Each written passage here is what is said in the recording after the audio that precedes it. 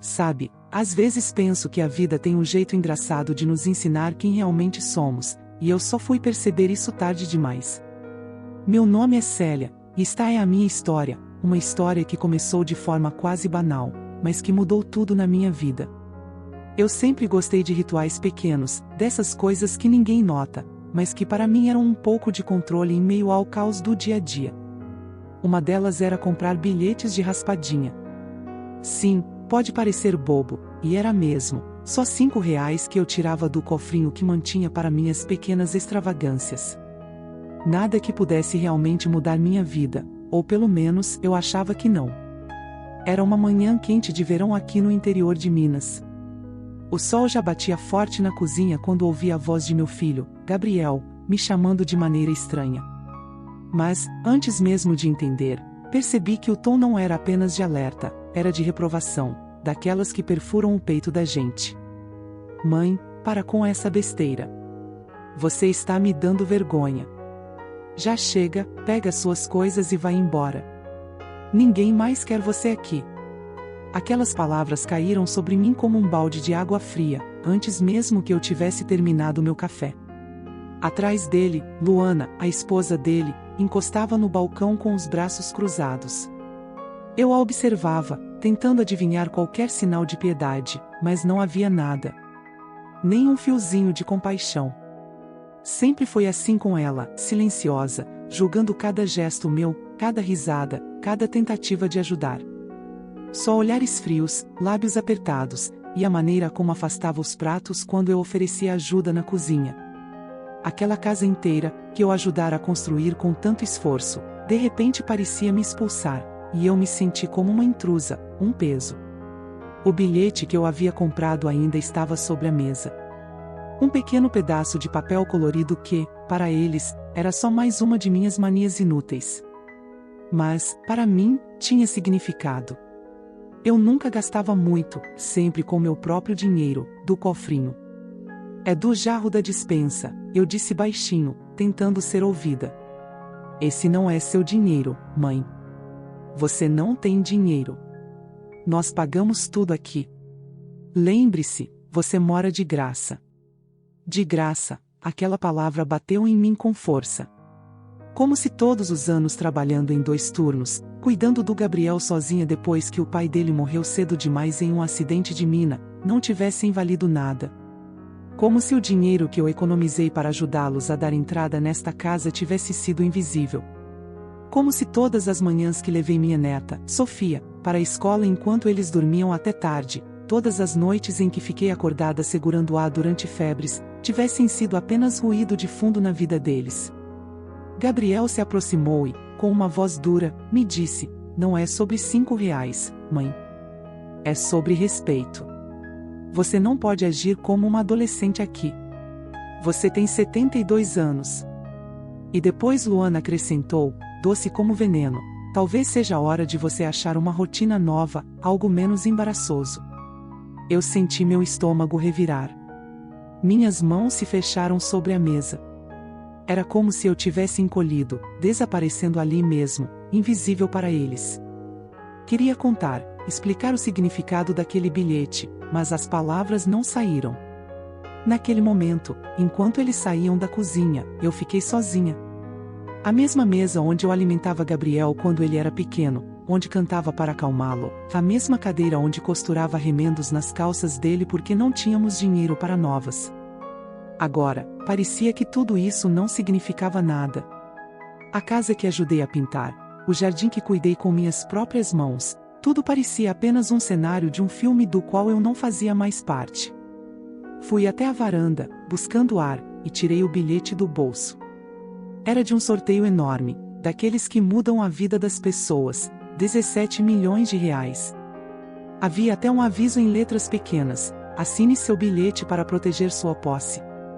E lá estava, escrito com minha letra trêmula, pequena e cuidadosa, meu nome completo, Célia Martins, datado daquela manhã. Nem tinha começado a raspar. Minha mão tremia, mas eu raspei devagar, número por número. 7, 13, 21, e então percebi. Os números batiam. O coração quase parou por um instante. O prêmio? Um zero atrás do outro, interminável, 17 milhões de reais. Fiquei olhando, segurando o bilhete com um cuidado quase reverente. Não gritei, não chorei. Apenas dobrei o bilhete e guardei em um envelope lacrado dentro da bolsa. No fundo, senti clareza, não raiva. Eles pensavam que tinham sorte, mas nunca olharam o que estava escrito no verso do bilhete. No dia seguinte, me comportei como se nada tivesse mudado. Varri a cozinha, reguei as ervas na janela, sorri educadamente para Luana quando ela passou sem me notar. Mas ninguém sabia. Eu ainda não estava pronta para revelar a verdade. Enquanto dobrava roupas na lavanderia, percebi que outro bilhete, que havia raspado e assinado um dia antes, estava desaparecido do cesto onde guardava. Procurei em todo lugar, sob toalhas, dentro do lixo, nada. Um aperto cresceu no peito, mas não disse nada. Preparei o almoço como sempre, carne moída, purê de batata, ervilhas. Servi Gabriel, Luana e Sofia, que disse apenas obrigada, distraída, mexendo no celular. Eles celebravam, compravam, brindavam, riam, mas não por mim. Um dia, chegou um caminhão com uma televisão enorme, outro com móveis novos, vinhos importados, bolsas de grife. Eu os observava da sala, tricô nas mãos, repetindo pontos nervosamente. Não falei nada. Eles não notaram meu silêncio, e eu não precisava que notassem. 2 dias depois, fui pegar o correio e a chave não funcionou. A fechadura havia sido trocada. Quando bati, Gabriel abriu apenas uma fresta. Mãe, só precisamos de espaço agora. Minhas coisas estavam na calçada, empilhadas, 2 malas, uma sacola plástica com meus sapatos e o cesto vazio. Não chorei. Não gritei. Apenas recolhi cada item e caminhei para longe, 3 quarteirões, até a única coisa que me oferecia paz, a biblioteca da cidade. Ângela, a bibliotecária, me reconheceu e me deu um aceno. Sentei perto da janela, liguei meu celular antigo, e respirei fundo. O frio nos ossos não vinha do vento, vinha de perceber que, de repente, eu não tinha nada além da verdade. E essa verdade era preciosa. O bilhete, assinado, meu, estava seguro. Naquele dia, fiquei sentada por horas, olhando o sol se mover devagar pelo chão da biblioteca. Tudo estava silencioso, exceto o som das páginas virando e do teclado de Ângela, mas para mim, era o melhor barulho do mundo. Pela primeira vez em muito tempo, eu tinha espaço para pensar, para respirar, sem ser empurrada, criticada ou lembrada de que eu era um peso. Peguei meu celular antigo, aquele que Gabriel sempre dizia que era um dinossauro, e revirei minhas fotos. Queria registrar cada detalhe daquele bilhete, daquele momento que ninguém mais veria. Havia uma foto que tirei no dia em que comprei o bilhete, antes de raspar. Ele estava esticado no balcão do mercadinho, minha mão segurando a carteira, minha expressão cansada, mas presente. Aquele registro seria minha prova, minha memória, meu escudo. Com o bilhete e a foto em mãos, comecei a pensar em como agir. Não queria ir para a briga, não queria gritar, não queria ser a velha que todos olhavam com pena ou raiva. Eu só queria justiça. E havia uma justiça mais simples do que qualquer confronto humano: a verdade estava comigo. Eu sabia que tinha seguido todas as regras, assinado meu bilhete, feito tudo certinho. Eles, por mais gananciosos e cegos que estivessem, não tinham percebido. E isso me deu uma sensação de poder calmo, algo que há muito não sentia. Decidi que precisava de evidências concretas. No dia seguinte, fui até o mercadinho onde comprei o bilhete. O rapaz no caixa, um jovem chamado Davi, me reconheceu imediatamente. A senhora Célia. Sempre comprando suas raspadinhas. Sorri fraca, mas agradecida. Expliquei o que precisava, uma cópia das imagens das câmeras de segurança do dia em que comprei o bilhete. Ele hesitou, mas depois foi buscar o gerente, que autorizou a impressão de uma imagem ainda mais nítida do momento em que eu entregava o dinheiro e recebia o bilhete. A foto era perfeita. Ali estava eu, cansada, mas inteira, provando que nada daquilo era inventado. De volta à biblioteca, com a foto impressa e o bilhete guardado no envelope, respirei fundo. Era hora de formalizar tudo. Liguei para a loteria estadual, expliquei minha situação, e a atendente, com uma voz calma e firme, me garantiu que, enquanto eu tivesse o bilhete original assinado, minha reivindicação era legítima. Eu poderia ficar tranquila, ninguém poderia tirar aquilo de mim. Pela primeira vez em muito tempo, senti segurança verdadeira. Não pelo dinheiro, mas pelo fato de que minha vida, minhas escolhas, minha própria história finalmente tinham valor reconhecido. Enquanto isso, em casa, eles continuavam com suas festas silenciosas, suas compras caras, suas taças de vinho e brindes sem perceber que a grande verdade estava a alguns quarteirões de distância.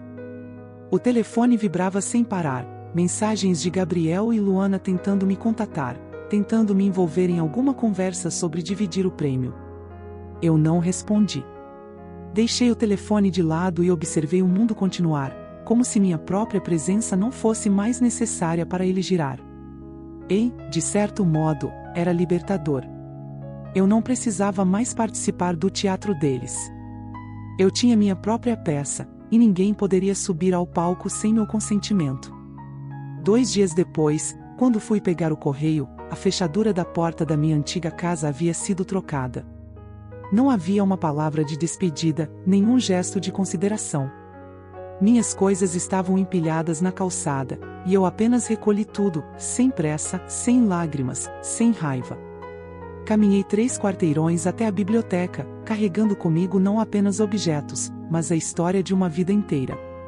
E naquele espaço silencioso, entre livros e memórias de outras vidas, encontrei meu refúgio. Ângela, a bibliotecária, me ofereceu um sorriso e um aceno, como se dissesse: aqui você é vista. E, de fato, eu era. A sensação de ter o bilhete seguro comigo, e a certeza de que o prêmio era meu, me deu tempo para refletir sobre tudo. Lembrei de cada manhã em que acordava cedo para fazer café e preparar o lanche de Gabriel, das noites em que segurava Sofia nos braços enquanto ela febril dormia, das tardes inteiras em que passei cuidando do jardim ou pintando paredes enquanto eles descansavam. Tudo isso parecia uma vida que não existia mais, mas, de repente, cada gesto, cada sacrifício, cada detalhe ganhava sentido novamente. Eu havia sobrevivido, e a prova estava em minhas mãos. No dia seguinte, fui pessoalmente até o escritório da loteria, levando comigo o bilhete, a foto, e todos os documentos necessários. Fui atendida com profissionalismo, e, em poucas horas, minha identidade foi verificada. O bilhete estava registrado no meu nome, e eu era oficialmente a vencedora. O alívio que senti foi enorme, mas mais do que isso, foi um sentimento de justiça silenciosa. Eles poderiam brindar com seu vinho, comprar móveis caros, se gabar de uma vitória que não era deles, mas a verdade estava registrada, segura, inalterável. De volta à biblioteca, sentei-me perto da janela e observei a cidade que sempre conheci. Cada árvore, cada esquina, cada rua tinha um pedaço da minha história. E ali, naquele silêncio, percebi algo importante: a liberdade verdadeira não vem do dinheiro, mas do controle sobre sua própria vida, do reconhecimento de que sua história importa, de que você existe, mesmo que ninguém mais veja. Passei os dias seguintes organizando documentos, fotos, bilhetes antigos.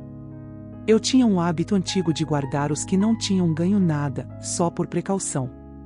Agora, cada um deles se tornou um lembrete de paciência, de cuidado, de memória. E, aos poucos, comecei a reconstruir minha vida, começando por pequenas coisas: preparar meu próprio café, escolher minhas próprias ervas na janela, sentar-me no meu canto favorito da biblioteca para escrever, tricotar e, sobretudo, respirar sem sentir culpa. Os dias foram passando, e a notícia da minha vitória silenciosa começou a chegar aos ouvidos de alguns. Não por mim, mas por causa das evidências concretas que eu havia reunido. Gabriel e Luana tentaram contato, mensagens, telefonemas, até ofereceram propostas de divisão, mas eu mantive distância. Não se tratava mais do dinheiro, mas do respeito, da dignidade, da clareza que eu havia conquistado sozinha. Eles haviam tentado me excluir de tudo, e agora eu estava observando, tranquila, segura, sem precisar provar nada. E assim comecei uma nova rotina, uma vida construída sobre minhas próprias regras. Encontrei um pequeno apartamento próximo da biblioteca, com sol de manhã, silêncio à noite, espaço para minhas plantas e meu tricô. Cada manhã, ao abrir a janela e sentir o cheiro de manjericão, hortelã e alecrim, lembro que estou viva, inteira, que minha história continua, e que ninguém pode roubar isso. Sofia ainda aparece de vez em quando, nos passeios escolares ou em visitas rápidas. Ela não percebe tudo, mas eu a observo com carinho, lembrando de Gabriel quando ele tinha sua idade. E Luana e Gabriel? Bem, eles aprenderam, do jeito deles, que algumas verdades não podem ser ignoradas. Eu não preciso mais ver suas expressões ou ouvir suas desculpas. O que importa é que eu sei quem sou, e agora a cidade inteira sabe também, se quiserem descobrir. E, em meio a tudo isso, aprendi algo valioso, pequenas vitórias silenciosas, como um bilhete de raspadinha guardado com cuidado, podem se tornar grandes transformações. A vida é feita desses momentos discretos, dessas escolhas que ninguém mais percebe, mas que, no fim, moldam quem realmente somos. Com o passar dos dias, fui percebendo pequenas mudanças em mim mesma, quase imperceptíveis, mas profundas. Antes, cada som, cada comentário, cada gesto de Gabriel e Luana me fazia encolher. Agora, eu caminhava pela biblioteca ou pelas ruas da cidade com passos firmes, sem pressa, mas sem medo. Descobri que havia algo libertador em simplesmente existir para mim mesma. A liberdade que eu sentia não vinha do dinheiro, mas da clareza de que minha vida, minhas escolhas e minhas memórias eram minhas e de mais ninguém. Passei a dedicar mais tempo a coisas simples, mas que me davam alegria: tricotar mantas para doações, escrever pequenos relatos das minhas memórias, cuidar das plantas da janela e até mesmo organizar encontros com outras senhoras que, assim como eu, haviam vivido silenciosamente, carregando histórias de sacrifício, amor e perdas. Nos encontros, compartilhávamos receitas, contos, risadas contidas, memórias que ninguém mais valorizava. Não precisávamos falar de riqueza ou sucesso. A conexão estava na experiência, no reconhecimento de que tínhamos sobrevivido, apesar de tudo. E foi nesse espaço de reconstrução que percebi quanto tempo passei tentando agradar pessoas que nunca realmente me viram. Eu tinha passado décadas me moldando às expectativas de Gabriel, tentando ser a mãe perfeita, a sogra compreensiva, a avó dedicada, e, ainda assim, não era suficiente. Eles esqueceram que a mulher que cuidou de tudo aquilo existia por trás do sorriso cansado e das mãos calejadas. Mas agora, cada gesto, cada decisão, cada hora que eu dedicava a mim mesma era um lembrete silencioso de que eu ainda importava, e que minha vida tinha valor intrínseco. Em uma tarde, enquanto organizava alguns livros doados para a biblioteca, vi Sofia em uma visita escolar. Ela estava maior, com o cabelo mais comprido, o olhar curioso que sempre lembrava o de Gabriel quando era pequeno. Por um momento, quis chamá-la, abraçá-la, explicar tudo, mas respirei fundo e deixei passar. Às vezes, o amor consiste em deixar que os outros encontrem seu caminho, e eu precisava me encontrar primeiro. O simples fato de observá-la, de sentir que ela estava segura e crescendo feliz, me trouxe uma paz inesperada. Minha rotina se consolidou com pequenos rituais que me davam conforto: preparar café com ervas frescas da minha pequena horta, abrir as janelas de manhã e sentir o sol aquecer meu rosto, ler cartas antigas que encontrei em uma caixa de lembranças, tricotar ou bordar enquanto recordava de momentos felizes e dolorosos. Cada ato simples era um ato de resistência e afirmação: eu existia, eu resisti, eu sobrevivi. E, aos poucos, percebi que a verdadeira riqueza não estava no bilhete de loteria, mas na reconexão com minha própria vida. Alguns dias depois, resolvi revisar todas as evidências que havia reunido para a loteria. O bilhete, as fotos, os recibos, a correspondência com a loteria, tudo estava organizado cuidadosamente em uma pasta. Cada item me lembrava de um passo que dei com coragem silenciosa. Lembrei de cada noite em que eu chorava sozinha, cada manhã em que acordava antes do sol para trabalhar, cada momento em que acreditava que, mesmo sem reconhecimento, minha vida importava. E então percebi algo importante: o valor da paciência e da observação. A vida, às vezes, dá sinais claros, mas só aqueles que observam com atenção e coração calmo conseguem ver a verdade.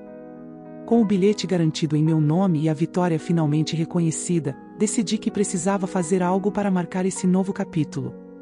Não queria ostentação, não queria alarde, apenas um gesto simbólico que representasse minha autonomia e liberdade. Comprei uma pequena casa, simples, mas acolhedora, com um quintal onde pudesse cultivar plantas, tomar sol e ouvir os pássaros cantar. Cada detalhe foi pensado para mim: o canto perfeito para minha poltrona favorita, um espaço para tricotar, uma prateleira especial para minhas memórias mais queridas. Era minha própria fortaleza silenciosa, um refúgio que eu construí com minhas mãos e decisões. No quintal, plantei rosas brancas, lembrando das palavras do meu falecido marido: rosas brancas são corajosas, elas florescem sem precisar de aplausos. Todos os dias, regava as flores, observava os brotos surgirem e me sentia conectada a algo maior, a vida que continuava mesmo depois de tanta dor.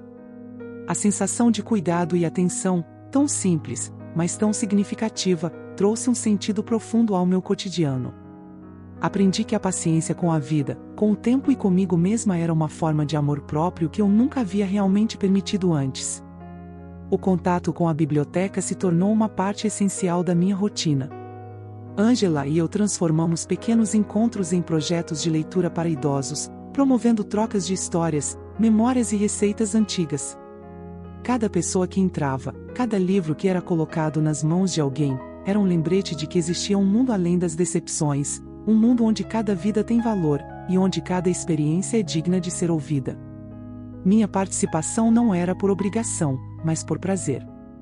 E isso, acima de qualquer fortuna, me trouxe um tipo de felicidade que eu não tinha sentido por décadas. Com o tempo, a história da minha vitória silenciosa começou a se espalhar discretamente.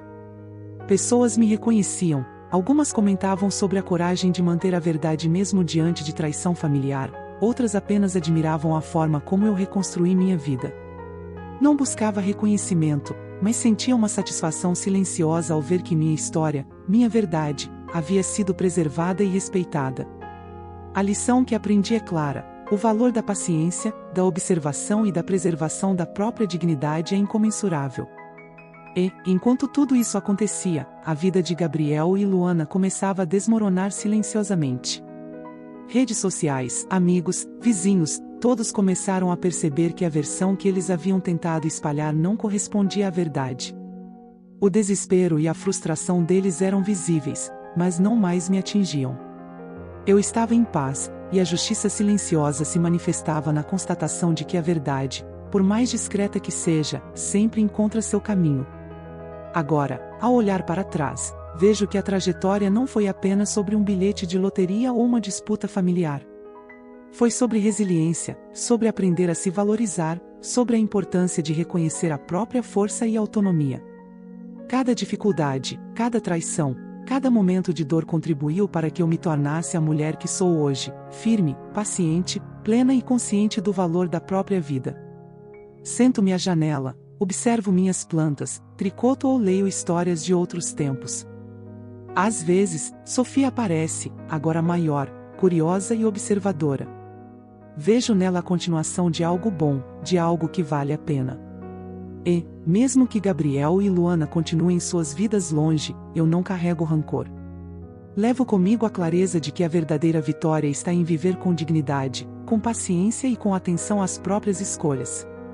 Agora, quando alguém me pergunta sobre o bilhete de loteria ou sobre a fortuna que ganhei, eu sorrio e digo calmamente: a maior riqueza que conquistei foi aprender que minha história importa. E, de fato, é isso que permanece: cada gesto, cada memória, cada pequeno ato de cuidado consigo mesmo.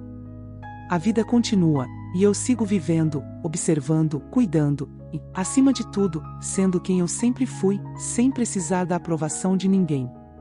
Com o passar do tempo, percebi que o silêncio tinha se transformado em força. Não era um silêncio de medo ou submissão, mas de escolha. Escolhi não reagir ao que me feriu, não me prender a mágoas que não me pertenciam, e investir minha energia em reconstruir minha vida, tijolo por tijolo, lembrança por lembrança. Cada manhã, enquanto preparava meu chá de hortelã da minha horta, sentia o aroma subir e preencher a casa, trazendo